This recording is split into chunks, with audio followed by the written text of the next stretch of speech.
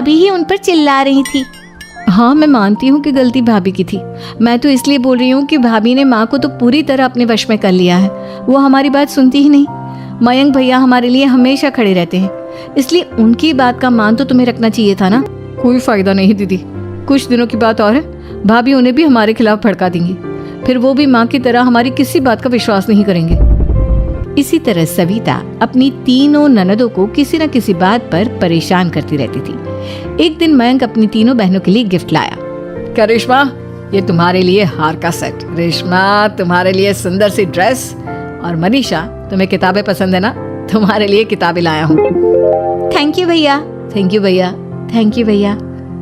करिश्मा, तुम्हारा नेकलेस कितना सुंदर है, ये भैया कहाँ से ले आए होंगे? मैंने भैया को 3 दिन पहले फोन पर ये डिजाइन दिखाया था और आज भैया ये ले आए। सविता तो अपनी ननदों के गिफ्ट्स देखकर जल गई और करिश्मा का नेकलेस तो उसे भी बहुत पसंद आया था। अपनी बहनों के लिए कितना अच्छा नेकलेस लेकर आए हैं, मुझे कभी कोई गिफ्ट नहीं दिया। मैं आज ही ये हार चुरा लूंगी। रात में सविता करिश्मा का हार चुरा लेती है और इसी तरह उसे अपनी ननदों की जो भी चीज अच्छी लगती वो उसे मांगती नहीं, बल्कि रात के अंधेरे में चुरा लेती। इसी तरह दिन बीतते गए और सविता ने मयंक के दिल में भी उसकी बहनों के लिए नफरत पैदा कर दी। एक दिन मयंक ने करिश्मा और रेशमा के लिए रिश्ता देखा और ये बात उसने घर में सबको बताई। माँ, करिश्मा और रेशमा के लिए बहुत अच्छा रिश्ता आया है, वो लोग कल इन्हें देखने आ रहे हैं, आप और सविता मिलकर सारी तैयारी कर लेना। ये सुनकर करिश्मा और रेशमा खुश हो जाती हैं, लेकिन सविता सोचती है अगर इन दोनों बहनों की शादी हो गई तो घर और बाहर का काम कौन करेगा? मनीषा तो 1 नंबर की कामचोर है, उससे तो किसी बात की उम्मीद लगाना ही बेकार है। मुझे इस शादी को रोकना होगा। अगले दिन सभी लड़के वालों के स्वागत की तैयारी करने में लगे होते हैं। तभी मयंक अपनी बहनों से आकर कहता है, तैयार हो गई तुम दोनों? देखो, दोनों लड़के बहुत अच्छे हैं, मैं कोई कसर नहीं छोड़ना चाहता, इसलिए तुम उनके सामने अच्छे से बिहेव करना और अपनी भाभी से लड़ने मत लग जाना। करिश्मा, तुम वो नेकलेस पहन लो ना जो मैं तुम्हारे लिए लाया था। भैया, मैं बहुत देर से वो नेकलेस ढूंढ रही हूँ, लेकिन मुझे मिल ही नहीं रहा। क्या, तुमने नेकलेस खो दिया? तुम्हें पता भी है वो कितना महंगा था? तुम कोई काम ढंग से नहीं कर सकती। मयंक गुस्से में वहां से चला जाता है। थोड़ी देर बाद लड़के वाले भी आ जाते हैं। वो दोनों बहनों को पसंद कर लेते हैं और रिश्ता पक्का हो जाता है। लेकिन सविता के दिमाग में तो कुछ और ही खिचड़ी पक रही थी। वो पंडित जी के पास करिश्मा की कुंडली लेकर जाती है और उन्हें पैसे देकर करिश्मा की कुंडली बदलवा देती है। जब लड़के वालों के पास करिश्मा की कुंडली जाती है तो वो दुर्गा को फोन करते हैं। बहन जी, हमने करिश्मा की कुंडली अपने पंडित जी को दिखाई थी। आपकी बेटी की कुंडली नहीं बल्कि दोषों का पिटारा है।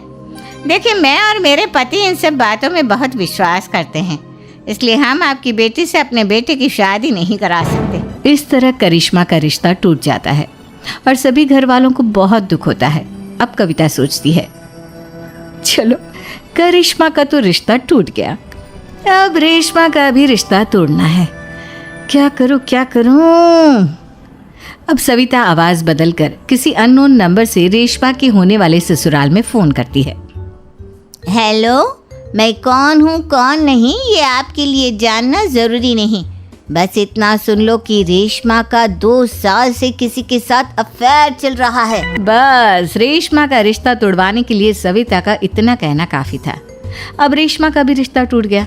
मयंक और दुर्गा देवी ने रेशमा को खूब खरी खोटी सुनाई और उससे बार बार उस लड़के के बारे में पूछने लगे। आप दोनों मुझे क्यों परेशान कर रहे हो? अरे कोई लड़का होगा मेरी लाइफ में तो मैं बताऊंगी ना, जब कोई है ही नहीं तो कहाँ से लाऊं मैं कोई लड़का? तो तेरे होने वाले ससुराल वालों को फोन किसने किया था? माँ, मैं नहीं जानती किसने फोन किया था, मैं सच कह रही हूँ। मैं तो पहले ही कह रही थी इसकी लगाम खींच कर रखो, लेकिन मेरी सुनता ही कौन है। आप चुप रहिए भाभी, ये सब आपका ही किया धरा है। अब तीनों बहनों को विश्वास हो जाता है कि ये सब उनकी भाभी ही कर रही है। तीनों बहनें अपनी भाभी को सबक सिखाने के लिए एक वकील कर लेती है और घर में हिस्सा मांगना। देखो भैया, माँ बाप की जायदाद में जितना बेटों का हक होता है उतना ही बेटियों का, इसलिए इस घर के 4 हिस्से होंगे और हमें अपना हिस्सा चाहिए। मैंने तुम्हारे लिए क्या क्या नहीं किया और तुम इस घर में हिस्सा मांग रही हो? भैया, आप और माँ हम बहनों की कोई बात नहीं सुनते हो और भाभी हमारी शादी नहीं होने देगी क्योंकि उन्हें लगता है कि आप हमारी शादी में ज़्यादा पैसा लगाओगे और उन्हें हम जैसी फ्री की नौकरानी कहाँ मिलेगी। तो हम भाभी के साथ तो रह नहीं सकते, हम बहनों को अपना हिस्सा चाहिए। अरे तुम्हें शर्म आनी चाहिए अपनी भाभी पर ऐसा इल्जाम लगाते हुए। वो तुम्हारे बारे में कितना सोचती है। हाँ माँ, भाभी हमारे बारे में बहुत सोचती है, दिन रात बस यही सोचती रहती है कि किस तरह से अपनी तीनों ननदों को परेशान करूं, और कभी मुझे पढ़ने भी नहीं देती। दोनों बहनों का रिश्ता भी तो इन्होंने ही तोड़वाया है, और रात में हमारे कमरे में आकर हमारी चीजें भी चुराती हैं। इसी तरह सविता की तीनों ननदें अपनी बात पर अड़ी रही। अब कोर्ट में तारीख भी शुरू हो गई। जब सविता को लगा कि उसकी तीनों ननद इतनी आसानी से नहीं मानने वाली, तो उसने अपने पति और सास को सारी सच्चाई बता दी और अपनी तीनों ननद से माफी मांगी। मयंक और दुर्गा को भी अपनी गलती का एहसास हो गया। अब सविता खुद करिश्मा और रेशमा के लिए अच्छा रिश्ता ढूंढती है और उनकी शादी करवाती है।